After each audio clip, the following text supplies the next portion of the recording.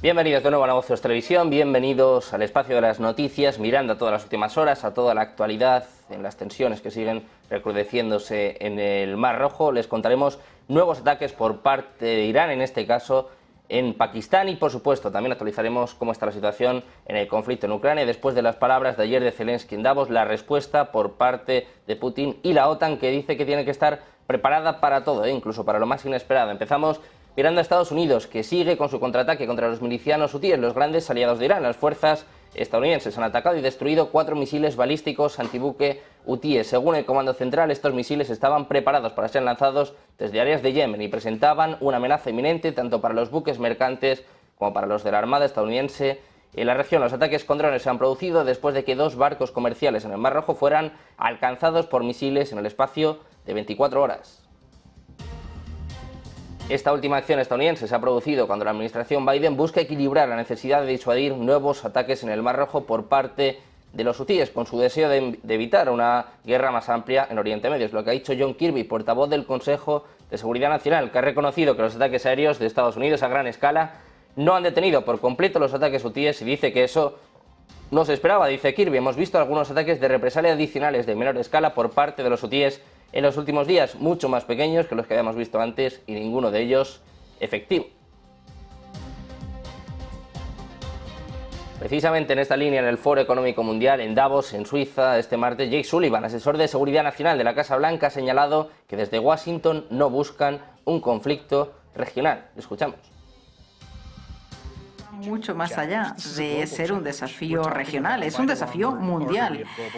Estamos hablando de una arteria vital del comercio internacional, un punto central del comercio marítimo internacional que ahora ha sido tomado al asalto. Hay cosas y países que no tienen nada que ver con Oriente Medio están siendo atacadas, más de 50 naciones en casi 30 ataques. Es una crisis a la que debe responder el mundo. Por su parte, los rebeldes hutíes de Yemen han advertido contra su posible designación por Estados Unidos como terroristas por los ataques de ese movimiento chií pro-iraní contra los buques vinculados con Israel en el Mar Rojo. Insinúan los hutíes que van a ampliar estas acciones a otras vías marítimas. Seguimos mirando al Mar Rojo. Pese a las advertencias y los renovados bombardeos estadounidenses contra Yemen, los rebeldes hutíes han atacado este martes por segundo día consecutivo un buque comercial que navegaba por el Mar Rojo, unas acciones que prometen seguir llevando a cabo mientras preparan su respuesta contra Estados Unidos. Un misil lanzado por los insurgentes alcanzó el carguero griego Zografia, que navegaba con bandera maltesa y se dirigía a Israel sin que el impacto causara heridos entre sus 24 tripulantes ni daños importantes en el barco, que pudo seguir rumbo en dirección al canal de Suez. Miramos ahora a Irán, que ha llevado a cabo este martes un ataque contra 2 cuarteles del grupo extremista suní de Jaish al-Adel, considerado como organización terrorista por parte de Teherán en la provincia de Baluchistán, en el suroeste de Pakistán. Según ha recogido la agencia de noticias Tasnim, los 2 cuarteles han sido demolidos gracias a la combinación de misiles y de drones. El objetivo de las fuerzas iraníes era la zona de Khouzab, conocida por ser uno de los mayores centros de militancia del grupo. Más tarde, el Ministerio de Exteriores de Pakistán ha afirmado que el ataque, que se ha saldado con la muerte de 2 menores y 3 niñas heridas, es una violación de su soberanía y de su espacio aéreo que puede tener serias consecuencias. Como les contamos, Pakistán ha denunciado este miércoles la muerte de 2 niños, además de 3 niñas heridas por este bombardeo aéreo por parte de Irán, que en la víspera había lanzado ataques en Irak y en Siria. Islamabad ha asegurado que el ataque iraní del martes por la noche cerca de la frontera compartida entre ambos países era completamente inaceptable. Irán, por el momento, no ha ofrecido ningún comentario oficial, pero su agencia de noticias estatal ha informado de que este ataque ha destruido los cuarteles en Pakistán del grupo yihadista de Jaish al-Adel. El citado medio ha publicado en las redes sociales que hace unos minutos 2 importantes cuarteles de este grupo han sido atacados en Pakistán, cuarteles que han sido destruidos con cohetes y drones. Seguimos con más noticias y miramos ahora a Gaza. Qatar ha anunciado un acuerdo entre Israel y Hamás para permitir la entrada de medicamentos y ayuda humanitaria a la franja de Gaza, a cambio de permitir precisamente medicamentos para los cautivos israelíes en la misma zona. El pacto se ha logrado gracias a la mediación de los gobiernos de Qatar y Francia. La ayuda humanitaria va a salir este miércoles de Doha hacia Egipto, transportada por 2 aviones de las Fuerzas Armadas de Qatar.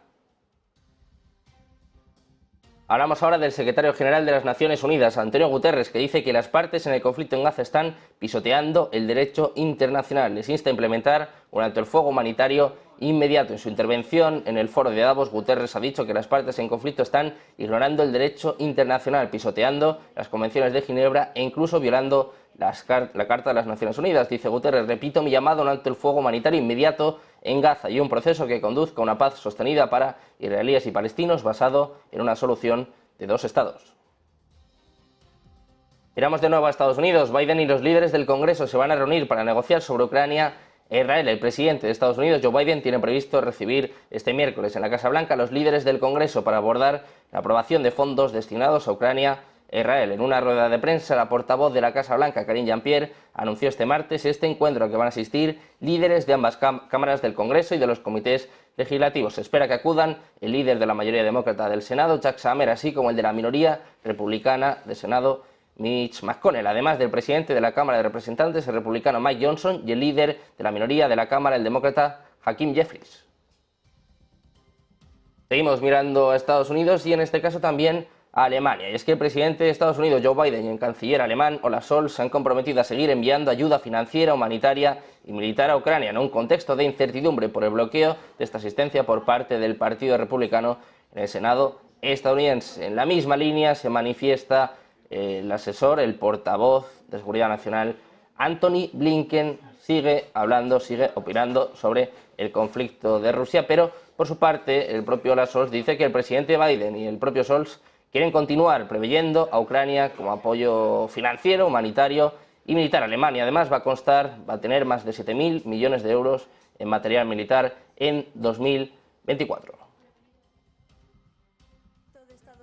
Putin ya ha fracasado en su empeño. Querían borrar a Ucrania del mapa, eliminar su independencia, y esto no lo han logrado. Y no van a tener éxito, no va a tener éxito. En segundo lugar, Ucrania no solo se ha enfrentado a esta agresión en el último año, ha recuperado más del 50% del territorio que había estado ocupado en febrero de 2022. En la última parte de este año anterior ha sido desafiante, pero aún así Ucrania ha hecho algo fantástico en el Mar Rojo, frenando a Rusia, permitiendo la exportación de los cereales. También tenemos declaraciones de la presidenta de la Comisión Europea, de Ursula von der Leyen, que ha asegurado este miércoles que está confiada de convencer a Ucrania de que pueda remover su veto a un enorme paquete de ayuda financiera a Ucrania en una cumbre prevista para principios de febrero. Escuchamos a von der Leyen hablando de esta cuestión sobre Hungría. Hay 20.000 millones que siguen congelados por razones que incluyen dudas en cuanto a los derechos LGTBI, la libertad académica y los derechos de asilo. Algunos por el mecanismo de condicionalidad. Seguirán estando bloqueados hasta que Hungría cumpla todas las condiciones. Mientras ha recibido prefinanciación Hungría, como los demás Estados miembros, esta prefinanciación no está sujeta a ninguna condición porque estas son las normas. Todos las decidimos y por lo tanto las... Mientras tanto, miramos a Rusia, que exige la desnuclearización de Ucrania como requisito indispensable para un posible acuerdo de paz. La portavoz del Ministerio de Exteriores de Rusia, María Zaharova, ha asegurado este martes que para alcanzar un acuerdo de paz integral, justo y sostenible con Ucrania, es necesario que Kiev se comprometa a llevar a cabo una desnuclearización que ya quedó fijada en los orígenes de su condición de Estado. A mediados de la década de los 90, los entonces presidentes de Rusia y Ucrania firmaron un pacto por el que Kiev accedía a eliminar el arsenal nuclear heredado de la Unión Soviética. Sin embargo, a día de hoy Moscú asegura que todavía queda armamento nuclear en territorio ucraniano. A este extremo se ha acogido Zaharova, que en rueda de prensa ha elevado este requisito como condición indispensable para un posible acuerdo de paz que ponga fin a la guerra en Ucrania. Seguimos mirando a esta guerra y es que al menos hay 17 heridos después de un ataque ruso con cohetes contra la ciudad ucraniana de Kharkiv. Al menos 17 civiles han resultado heridos después de un ataque del ejército ruso con 2 cohetes S-300 contra la ciudad ucraniana de Kharkiv, en el noroeste del país, y tan solo unas horas después de que las autoridades ordenaran la evacuación de más de una veintena de localidades ante los ataques del ejército de Rusia. El gobernador de la región de Kharkiv, Oleg Sinegukov, ha asegurado que otras 3 personas han sido previamente atendidas sobre el terreno después de ser heridas en un ataque que ha provocado daños en edificios residenciales. Por su parte, los sistemas de defensa antiaérea rusos han repelido hoy 2 ataques ucranianos con misiles y drones sobre la región de nuevo de Belgorod, la fronteriza con Ucrania, es lo que informa el Ministerio de Defensa de Rusia. El primero de los ataques se produjo sobre las 2:40 horas de Moscú y se saldó con el derribo de 7 misiles Vilya y 4 drones de ala fija, según señalan las autoridades en un comunicado en Telegram. Mientras tanto, Rusia está desarrollando sus relaciones con Corea del Norte en todos los ámbitos, incluidos aquellos que son sensibles, es lo que ha afirmado hoy mismo el Kremlin. Dice que la República Popular Democrática de Corea es un socio muy importante para Rusia y que están centrados en un mayor desarrollo de sus relaciones en todos los ámbitos, incluidos los sensibles, es lo que ha dicho hoy mismo el portavoz Dmitry Peskov. El ministro de Relaciones Exteriores de Corea del Norte ha elogiado sus vínculos con Rusia este martes y luego ha mantenido conversaciones, en este caso en el Kremlin, con el propio Vladimir Putin, que también ha sido invitado por Kim Jong-un a visitar Corea del Norte. Seguimos pendientes de más noticias, más últimas horas, más actualidad, una breve pausa y enseguida volvemos con más información aquí en Negocios Televisión.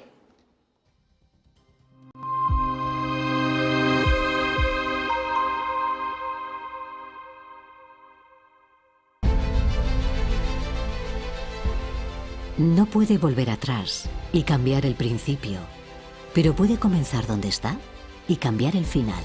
En Luna Sevilla queremos ser su asesor financiero de referencia para mejorar su presente y su futuro patrimonial, prestando nuestros servicios como agentes de Caser Asesores Financieros. Somos una empresa con una clara apuesta por la formación de calidad, la información transparente y objetiva, y por el asesoramiento financiero personalizado y continuado. Visite nuestra web lunasevilla.es o llame al 91 762 3442.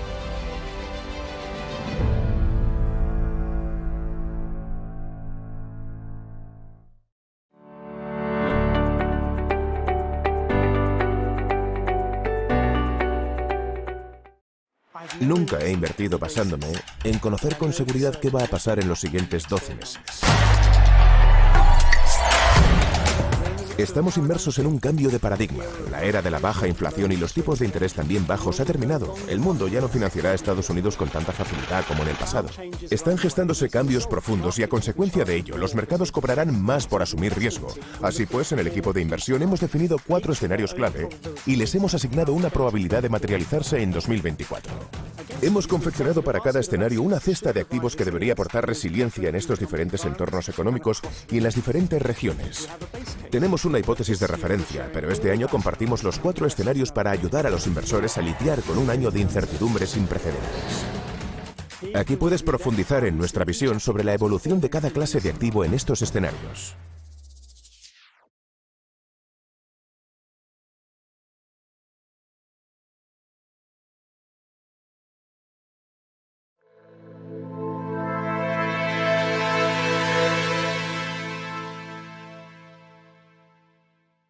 Ya de vuelta en Negocios Televisión, seguimos mirando a toda la actualidad y seguimos contando precisamente la última hora del conflicto en Ucrania. Las defensas aéreas ucranianas han derribado esta madrugada, al menos eso dicen, 19 de los 20 drones kamikaze iraníes Shahid con los que Rusia ha atacado varias regiones del sur del país. Es lo que está informando la Fuerza Aérea Ucraniana en su parte diario, de nuevo de este miércoles. Miramos a Ucrania, que dice que nunca va a ceder ante el Estado agresor de Rusia porque está en juego la existencia de la nación. Dice en este caso Kuleva, incluso si nos quedamos sin armas, lucharemos con palas. Es lo que ha dicho el ministro de Asuntos Exteriores, Dmytro Kuleva, en una entrevista con ABC News. Dice que ayudar a Ucrania podría potencialmente evitar una confrontación directa entre la OTAN y Rusia, en la que las tropas estadounidenses se verían obligadas a intervenir. Dijo Kuleva que, según él, el precio del desorden en el mundo en caso de derrota de Ucrania será mucho mayor que el actual apoyo del Estado para enfrentar al agresor. Kuleva afirmó que Ucrania nunca cederá ante Rusia. De nuevo, repetimos, dice Kuleva, incluso si nos quedamos sin armas, lucharemos con palas, porque para Ucrania está en juego la existencia de nuestra nación. Hablamos ahora de Francia, que ha anunciado un nuevo suministro de armas a Ucrania. El presidente francés, Emmanuel Macron, anunció este martes un nuevo suministro, donde además planea viajar precisamente en febrero, después de estimar que una victoria de Rusia cuestionaría la seguridad de Europa. Dice Macron, no podemos ni debemos dejar que Rusia gane, porque entonces se pondría en entredicho la propia seguridad de Europa y de toda la vecindad de Rusia. El mandatario centrista ha anunciado que va a viajar a Ucrania en febrero y que Francia va a llevar a cabo nuevos suministros de armas, unos 40 misiles Scalp y varios centenares de bombas. Macron ha avanzado además que Kiev y París están finalizando un acuerdo de seguridad como el alcanzado el viernes entre Reino Unido y Ucrania y además con la duración de hasta 10 años. Miramos ahora a la OTAN. Ucrania está inmersa en una lucha existencial por su supervivencia después de casi 2 años de guerra con Rusia y los líderes políticos y ejércitos occidentales deben cambiar de forma drástica el modo en el que ayudan a Kiev a combatir a Rusia. Es lo que indica este miércoles un destacado mando militar de la OTAN. En una reunión de los responsables militares de la alianza de 31 países, el presidente del Comité Militar de la OTAN, el almirante Bob Bauer, también ha dicho que después de los argumentos del presidente de Rusia, Vladimir Putin, hay un temor a la democracia en un año marcado por elecciones en todo el mundo. Este almirante de la OTAN insta a Occidente a prepararse para lo inesperado en Ucrania. Miramos ahora a China. La población en China cae por segundo año consecutivo y se espera una mayor flexibilización de las políticas a medida que persisten los desafíos. La población de China cayó por segundo año consecutivo, mientras la economía más grande de Asia luchaba contra una caída de la tasa de natalidad y más muertes. En 2023 la población de China habría caído en 2 millones de personas según datos oficiales, ya que las 11 millones de muertes registradas superaron los 9 millones de nacimientos. La población del país disminuyó por primera vez en 60 años en 2022, cayendo en 850.000 personas, una tendencia que los demógrafos pronostican que va a continuar a medida que China envejezca rápidamente. Seguimos mirando a China y es que el gigante asiático ha vuelto a decepcionar con la publicación de sus datos macro de lectura mixta, un crecimiento mayor a lo esperado en el cuarto trimestre, pero ventas minoristas débiles mientras se agudiza la crisis inmobiliaria. El PIB de China en el cuarto trimestre crece un 5,2% frente al 4,9% del tercer trimestre. Para el conjunto del ejercicio, y tal y como apuntaba ayer su primer ministro Qian, la economía china se ha expandido un 5,2%, alcanzando el objetivo de Beijing. En cuanto al consumo, decepción con unas ventas minoristas en diciembre que son débiles. La crisis inmobiliaria se profundiza. Hablamos ahora del índice Hang Mainland Properties, que sigue a los grandes promotores que cotizan en bolsa y que ha perdido hasta un 3,4% después de la publicación de los datos oficiales de precios de la vivienda de diciembre. La Oficina Nacional de Estadísticas asegura que los precios de las viviendas nuevas en las ciudades de primer nivel disminuyeron un 0,4% respecto al mes anterior. Un índice de precios de viviendas secundarias en ciudades de primer nivel mostró que los valores de las viviendas cayeron un 1,1%. Miramos ahora el dólar, que ha repuntado este martes después de una jornada volátil, ya que los inversores moderaron sus expectativas de un recorte de las tasas de interés por parte de la Reserva Federal de Estados Unidos en marzo, impulsados sobre todo por los comentarios del gobernador Christopher Waller. Según la herramienta FedWatch, los mercados valoran en un 66,9% la opción de un recorte de 25 puntos básicos en marzo por parte de la Fed frente al 81% del lunes. Frente a una cesta de divisas, el índice dólar subió un 0,73% hasta los 133,38 unidades, alcanzando su nivel más alto desde el 13 de diciembre y su mayor ganancia porcentual en un día desde el 2 de enero. Miramos precisamente a la Reserva Federal. Les contábamos que el dólar se ha fortalecido este martes y tiene sobre todo un motivo. Fueron las palabras de Waller, de la Reserva Federal, que enfría las expectativas de un pronto recorte de los tipos de interés. El gobernador apuntaba que Estados Unidos está cerca del objetivo de inflación del 2% de la Fed, pero que el Banco Central no debería apresurarse a recortar su tasa de interés de referencia hasta que esté claro que se mantendrá una inflación más baja. Waller decía que no hay razón para moverse tan rápido como lo han hecho en el pasado y que los recortes deben ser metódicos y cautelosos. Miramos ahora al Banco Central Europeo y es que Christine Lagarde cree que es probable que el BCE recorte tipos de interés de cara a verano. En una entrevista con Bloomberg ha señalado que la inflación no está donde quiere el Banco Central Europeo y denuncia que unos mercados demasiado optimistas no ayudan en la batalla. La institución observa los salarios, márgenes de beneficio, energía y cadenas de suministro y reitera que los efectos de la segunda ronda serían motivo de preocupación. Además, defiende que el BCE ha alcanzado tipos máximos sin llegar a sufrir un shock importante. Y seguimos mirando al Banco Central Europeo. Hablamos ahora del responsable de políticas del BCE, de François Villeroy. Ha dicho que es prematuro decir cuándo en 2024 la institución va a comenzar a recortar los tipos, ya que dice la decisión se va a guiar por los datos. Dice Villeroy que, salvo sorpresas, este año será el año de recorte de los tipos de interés y, por tanto, cabe preguntarse cuándo, es lo que ha declarado hoy mismo ante la Comisión de Finanzas del Senado francés. Dice que esta pregunta es prematura porque no se guían por un calendario, sino por los datos. Miramos ahora a los principales índices estadounidenses, que han cedido posiciones en una sesión marcada por los mensajes hawkish de Christopher Waller y de Joaquin Nagel, miembro del BCE. El Dow Jones cayó un 0,62% hasta las 37.361 unidades, mientras que el S&P cedió un 0,37% hasta los 4.765 enteros. El Nasdaq, por su parte, cerró plano, situándose en los 16.830 puntos. Apple se ha convertido en el mayor fabricante de smartphones del mundo, batiendo a Samsung, aunque sus acciones han caído un 1,23%. Todo esto en una jornada en la que el rendimiento del T-Note ha subido 11 puntos básicos hasta el 4,05%. Miramos también al petróleo. La producción de petróleo de Dakota del Norte cayó a la mitad de este martes debido al clima extremadamente frío y a desafíos operativos, es lo que ha dicho la autoridad de oleoductos del Estado. Se estima que la producción de petróleo haya caído entre 600.000 y 650.000 barriles por día, según la autoridad de oleoductos de Dakota del Norte. La producción total del Estado se situó en cerca de 1,27 millones de barriles por día en octubre, según los últimos datos disponibles de la Administración de Información Energética. Hablamos ahora del Senado de Estados Unidos, que aprobó este martes un proyecto de ley con el objetivo de alcanzar la conocida como resolución de continuidad, una medida provisional para evitar que el gobierno caiga en Shutdown, un cierre administrativo por falta de fondos, antes de la fecha límite prevista para finales de semana. Se trata del primer escollo que debía superar la Cámara Alta de Estados Unidos, cuya votación se saldó con 68 votos a favor y 13 en contra, para intentar ampliar el plazo de financiación del gobierno hasta el 1 y el 8 de marzo, mientras el Congreso trabaja para un acuerdo a largo plazo.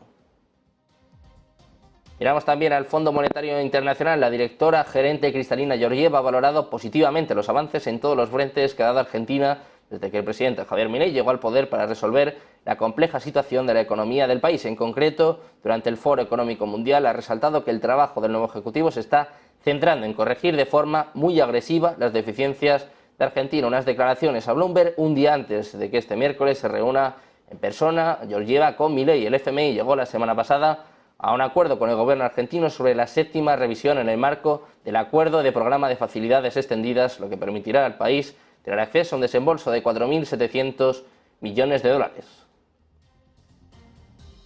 Seguimos pendientes de más noticias, de más actualidad, como siempre también de traerles el mejor análisis. No se vayan, porque enseguida comienza Ponte en Acción de la mano de Eva Villanueva.